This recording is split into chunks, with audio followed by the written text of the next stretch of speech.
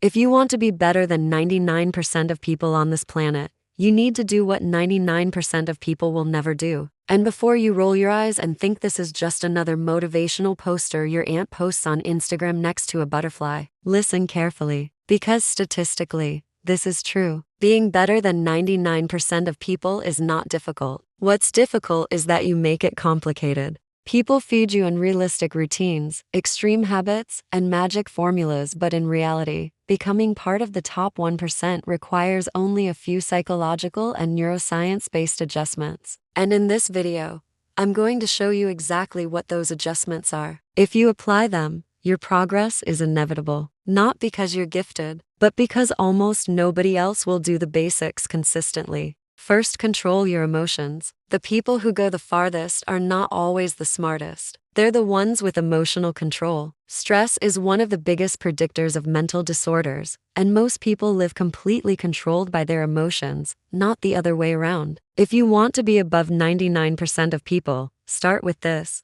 Pay attention to your emotional states. Learn how you react. Learn what triggers you. Learn what drains you. And remove, as much as possible, what is destroying your emotional balance? Because long-term stress is a silent trap that will kill your future without you noticing. Second, change your environment, not your willpower. Neuroscience is clear. Changing your environment is far more effective than relying on willpower. If you want to quit smoking, if you want to stop drinking, if you want to stop wasting time, don't try to be strong. Change the context around you. The people you live with, the places you spend time in, the habits in your bedroom, your phone, your desk, these are the triggers that shape your behavior. If you stay in the same environment, you will repeat the same actions. If you want a new life, rearrange your environment so that failure becomes difficult and progress becomes automatic. Third, balance your logical and emotional brains. Your prefrontal cortex is responsible for planning, discipline, and rational thinking. Your limbic system controls your emotions and urges. These two systems work like a seesaw. Sometimes your logic is leading, sometimes your emotions take over. You need both.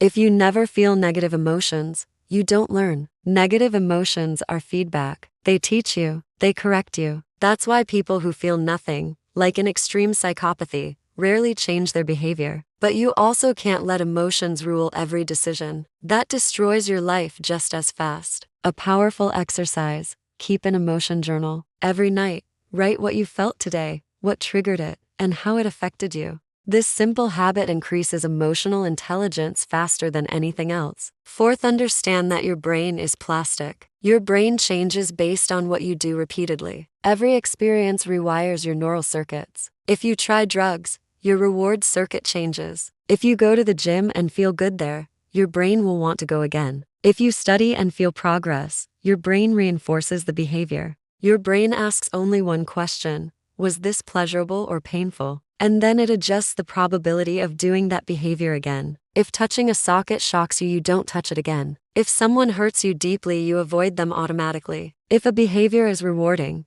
your brain pulls you toward it. If a behavior is painful, your brain pushes you away. So if you want long-term success, set up your actions so that they bring small rewards, not giant and realistic results, but small reinforcing wins. Make progress pleasurable. Make success automatic. Fifth, protect your environment. Humans didn't evolve to be good or bad. We evolved to adapt to the environment we're in. Some environments bring out your best. Others bring out your worst. If you live around people who gossip, complain, drink every weekend, waste time, and sabotage themselves, you will eventually adopt the same behaviors. Not because you're weak, but because your brain adapts to survive socially. You are the average of the people you spend the most time with. If the people around you do not reflect who you want to become, you are not a bad person. You're just in the wrong environment. Choose environments that elevate you, not environments that corrupt you. Sixth, sleep like your future depends on it. You cannot outperform a tired brain. When you sleep poorly,